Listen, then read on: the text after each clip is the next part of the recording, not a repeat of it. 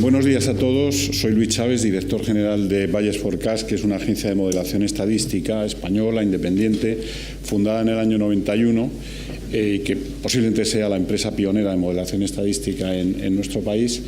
Y bueno, y agradezco a la Comisión Europea, a las cámaras de comercio, al Foro de Innovación, que nos hayan dado esta oportunidad de compartir esta mañana unas ideas sobre Big Data con ustedes. La invitación era para hablar de Big Data. Yo me he permitido la licencia de cambiar un poco y hablar de la nueva demanda de inteligencia, ¿no? Que yo creo en el fondo es de lo que se trata. Big Data es un concepto, un término que aparece en el año 2011, lo acuña McKinsey, y es un concepto que ha hecho mella, que ha hecho éxito, pero seguramente es un poco confuso y limitativo en realidad de la demanda de servicios, digamos, que estamos viviendo. Bueno, básicamente la inteligencia, bueno, en fin, yo creo que todos podemos estar de acuerdo en que es un poco el mayor factor de diferenciación competitiva, ¿no? Si uno tiene una empresa inteligente, personas inteligentes, sistemas inteligentes, pues posiblemente tiene pues muy buenas capacidades para poder competir con bastante éxito. Y en esto, pues la verdad es que no me voy a extender. Ahora bien, el signo externo de la inteligencia es un poco la capacidad de prever, ¿no? Nosotros siempre admiramos a esa gente que es capaz de ver, no sé, pues mañana va a llover, ¿no? O un deportista, ¿no? Pues no solo tiene técnica, sino que sabe leer el partido, ¿no? Sabe cuándo dosificar esfuerzos, sabe dónde lanzar el pase, etcétera, ¿no? Las empresas que entran en mercados maduros, donde ya hay competidores establecidos, pero que son capaces de construir cuota de mercado rápidamente, pues son admiradas por todos, porque, bueno, pues porque entre otras cosas tienen inteligencia. Entonces, bueno, la capacidad de prever tiene que ver con lo que ven ustedes en la pantalla, ¿no? Pues entender el curso de los acontecimientos, entender las consecuencias de las decisiones que tomamos, entender las consecuencias de cómo evoluciona el entorno, la economía, el clima, en fin, todas aquellas cosas que nos afectan, pero que nosotros no podemos controlar, ¿no? Y obviamente, pues las consecuencias que tiene la competencia. Por tanto, si uno admite esto, pues obviamente la inteligencia, la construcción de sistemas de inteligencia está íntimamente ligada al proceso de toma de decisiones, porque la toma de decisiones no tiene que ver con eso, ¿no? Con la anticipación, con entender un poco por dónde tiene que ir, digamos, la compañía, por dónde tienen que ir las marcas, qué cosas hay que hacer, cuáles son las consecuencias de las activaciones o de las palancas que utilizamos para activar las marcas. Por tanto, Big Data está hablando tan solo quizás de los datos que necesitamos para construir esa inteligencia, pero no nos habla nada de lo que es si quieren el analytics, ¿no? Es decir, cómo extraemos el valor, cómo extraemos esos insights, esas conclusiones que nos permiten saber por dónde tirar. Les hablaré un poco ahora de cuáles son los ingredientes que tiene el desarrollo de esta, llamémosle, nueva demanda de inteligencia. Obviamente los datos son importantes, son muy importantes, ¿no? Y de hecho hoy en día pues hay abundancia de datos, no sé, y antes la persona que introdujo, de la Comisión Europea que introdujo esto, pues ha dado datos de los terabytes, no sé, me parece que se generan más datos que los que somos capaces de almacenar. Por tanto, datos pues hay a mansalva y por tanto son muy necesarios. Ahora bien, los datos tenemos que ser capaces de tratar datos estructurados y no estructurados. Típicamente los datos que se generan en Internet, pues los datos de redes sociales, ¿no? Donde a lo mejor alguien pues hace un comentario y pone un link a una web y añade una foto y añade un vídeo. Bueno, eso es información de alguien que está, por ejemplo, hablando de una marca o hablando de un producto, pero que su información viene de una manera no estructurada, es decir, que es difícil de ponerla en un formato definido. Y por tanto, eso es importante que la tecnología nos permita hacer eso. Obviamente, los datos tienen que estar ordenados en métricas, es decir, tienen que estar sistemáticamente recogidos y tienen que significar algo, ¿no?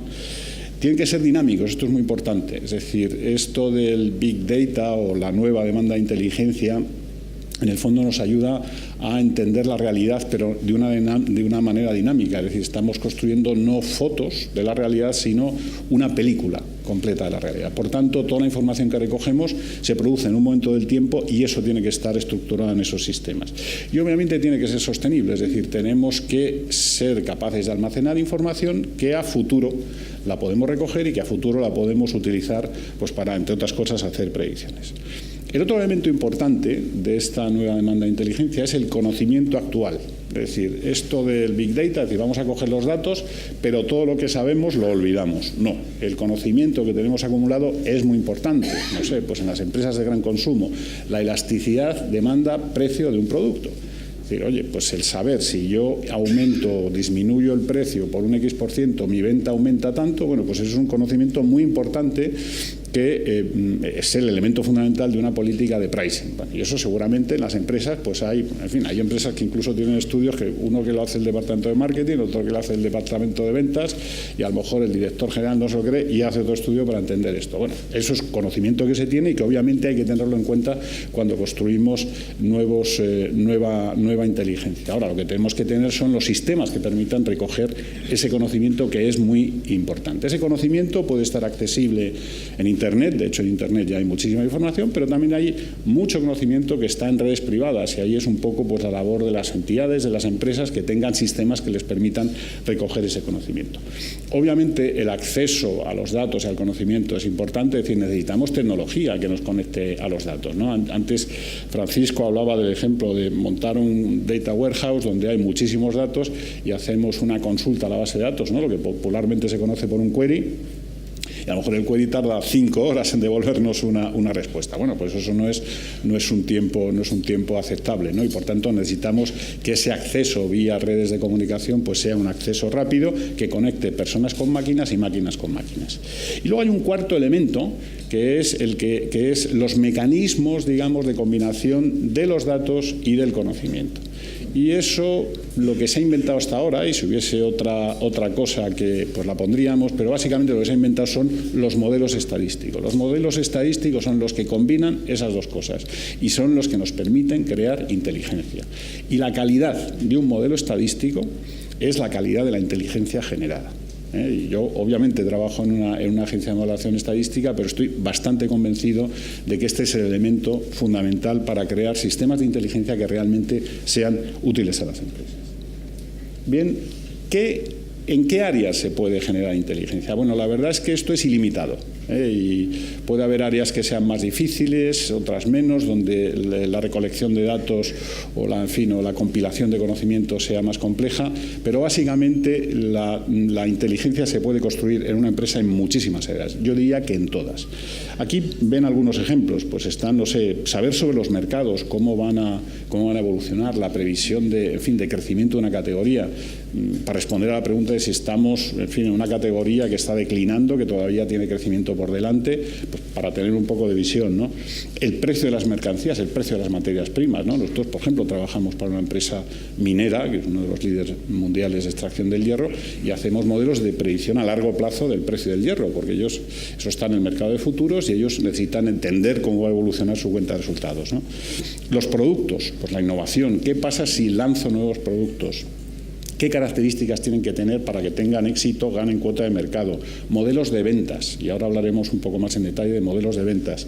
Modelos de eficacia del marketing. En el marketing se invierte mucho, pero no estamos muy seguros de cuánto dinero necesitamos para producir un determinado número de ventas, y cada vez, de hecho, hay más interacción entre los marketing officers y las gentes del departamento financiero, pues para que esto quede más transparente y más claro. Obviamente el pricing es uno de los temas más importantes en el día de hoy, digamos en toda Europa, yo diría que en todo el mundo, y desde luego en Europa en concreto, por la conciencia de precio que tienen los consumidores, por la crisis económica tan profunda que estamos viviendo, y porque competir en precio hoy pues es una de las claves de la supervivencia. Obviamente las operaciones, aquí estamos hablando de en el riesgo, ¿no? Por ejemplo, pues el riesgo en las entidades financieras, pero no son las entidades financieras, ¿no? El saber en los servicios de suscripción, ¿no? Bueno, pues saber, digamos, cuándo se va a producir la morosidad, por ejemplo, ¿no?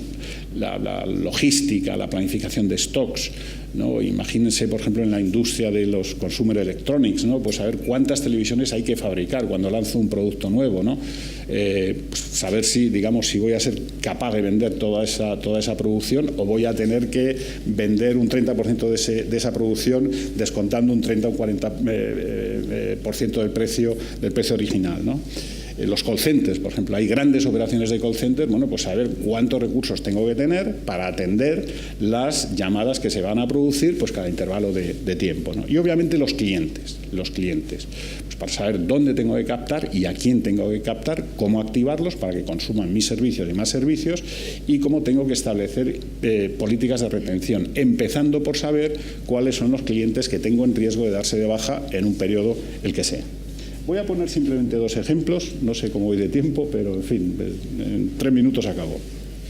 Esto, por ejemplo, que ven es la estructura de un modelo de mix de marketing que se llama. Es un modelo de ventas, imagínese para una empresa de gran consumo, pero se puede aplicar para cualquiera, y son modelos en los cuales tratamos de entender la venta, pues cómo se mueve en función de una serie de variables externas y de variables internas. Las externas son variables que identifican el entorno, es decir, pues el clima, los efectos de calendario, es decir, los días laborables que hay, pues en fin, eventos, etcétera, y luego pues los efectos macro, que es cómo impacta la economía sobre los consumidores, en concreto la capacidad del consumo privado. Son elementos, digamos, factores que afectan a la venta, pero que son parte del entorno, pero que nosotros no podemos manejar y, por tanto, están introduciendo incertidumbre en nuestra planificación de negocio y es necesario que la conozcamos. Y luego están lo que llamamos las palancas internas, que esas son las que nosotros podemos manejar. En el caso de gran consumo, pues tienen que ver con variables de distribución, con variables de precio, con variables de marketing, ¿no? Y en concreto, pues toda la publicidad. Entonces, un modelo de estos nos sirve para saber, por ejemplo, cuál es el impacto que tiene la publicidad sobre la venta, cuál es el impacto incremental. Es decir, que si yo invierto tanto, obtengo un X% de venta adicional de venta, ¿no? Entonces, este es, por ejemplo, el típico resultado de un modelo de estos. Son modelos, esto es una descomposición de la venta, entonces en 2 factores. En un factor que es lo que se llama la venta base, es decir, la venta que genera la demanda natural de un producto, y luego los efectos incrementales que me introducen cada una de las cosas de los factores que hemos visto en el cuadro anterior. Pues la televisión, la no televisión, las promociones, el precio, la distribución y tal, y con esto pues somos capaces de saber si lo que hemos invertido nos ha producido lo suficiente, si tenemos que invertir más o no.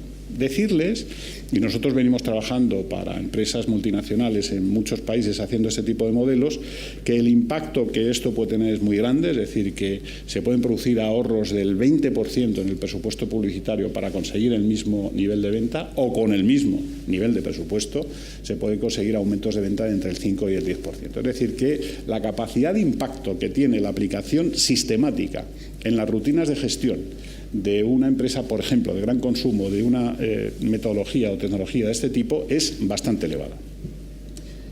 Finalmente, un ejemplo de una empresa de servicios públicos, para la que también hemos trabajado. Servicios públicos es obviamente por mantener la confidencialidad de esta empresa, pues es una denominación general de las empresas que tienen servicios de suscripción, que pueden ser de telecomunicaciones, de electricidad, de gas, de agua, etcétera. Es decir, que pues sirven, son empresas que tienen muchos clientes y los conocen por su nombre y apellidos, ¿no? Esta empresa tiene por unos 10 millones de clientes y entonces pues tiene una preocupación, que es saber cuál es el riesgo que tiene en su cartera de clientes. Es decir, cuáles son los clientes que en la próxima factura es posible que me impaguen. Entonces ellos saben que tienen un promedio de tasa de morosidad, que supongamos que es un 5 o un 6%. Bien, pero claro, yo si cojo de esa cesta de clientes, cojo uno, ¿cuál es la probabilidad de que el mes que viene me impague? Pues no la sé. Entonces, lo que han hecho es un modelo, y ese modelo, pues lo que permite hacer es lo que ven ahí. Y lo que ven ahí es la probabilidad de mora, y ven por los clientes. Imagínense que pudiésemos ordenar 10 millones de clientes, desde el 1 hasta el 10 millones, según la probabilidad de que en la factura que se presente el mes que viene vaya a impagar. Pues este es el resultado fundamental de ese modelo. Entonces, lo que se ve es que si el promedio es un 5 o un 6%, el modelo es capaz de identificar el 4% de clientes con mayor probabilidad de ser morosos, en los cuales se concentra el 72% de la mora. Es decir, que este modelo es capaz de multiplicar, digamos, por 12 veces la capacidad de acertar quién va a ser el moroso. Por tanto, sabiendo esto, pues esta empresa puede lanzar sus recursos de recobro, en fin, y de prevención de morosidad, pues con antelación para tratar de disminuir el efecto que tiene la morosidad. Es decir, para que se haga una idea de la potencia de esta herramienta, pues imagínense que nosotros un dado tiene 6 caras. Imagínense, aunque no es lo mismo, pero un poco pues para ilustrar esta capacidad, imagínense que de cada 6 veces que lo tiramos, en 4 veces supiésemos cuál va a ser el resultado con certeza absoluta. Bueno, pues obviamente nos podríamos hacer millonarios si nos ponemos a apostar sistemáticamente, ¿no? Bueno, pues el modelo de alguna manera te ayuda a eso, a limitar el riesgo de una manera bastante aceptable. Aquí voy a acabar. Simplemente decirles, posiblemente haya entre ustedes personas que ya están en organizaciones que han entrado en el Big Data o en el tema de la nueva inteligencia, o personas que todavía, o en empresas que todavía tienen interés en entrar. Quizás darle el consejo de, en fin, hay empresas, y esto pues en conversaciones que tenemos lo vemos, hay gente que dice, no, yo voy a dedicarme a montar un warehouse con datos, voy a estar 3 años estructurando todos los datos que creo que necesito y luego estaré otro año más pensando en cómo lo voy a explotar, y al 6.º año, pues bueno, así se habrán pasado muchos años y seguramente se habrán pasado un montón de oportunidades. Yo les diría que elijan un problema, y estoy hablando de un problema, no un problemón, un problema que sea relevante, que sea importante para el negocio, pero que en 3-4 meses de trabajo sistemático, con modeladores estadísticos, con informáticos, pues se pueda resolver y se pueda llegar a un sistema predictivo. Introdúzcanse a lo largo de todo ese proceso, es decir, generen los datos, generen las conexiones con las bases de datos originales, monten esa base de datos, hagan la modelación estadística, tengan un modelo que les ayude a representar la realidad y a resolver ese problema, y luego introduzcan el resultado pues en una herramienta de explotación. Asegúrense de que la dirección general, en fin, de que la alta dirección de la empresa pues apoya ese proceso y de que los resultados de esa herramienta pues se introducen sistemáticamente en las rutinas de gestión. Hacer eso, que es una inversión limitada de 4 meses, pues obviamente les va a reportar muchísimos aprendizajes y seguramente les dará pistas de cómo invertir en el futuro dentro del área de Big Data. Bueno, y esto básicamente es lo que quería compartir con ustedes esta mañana, así que muchas gracias por su atención.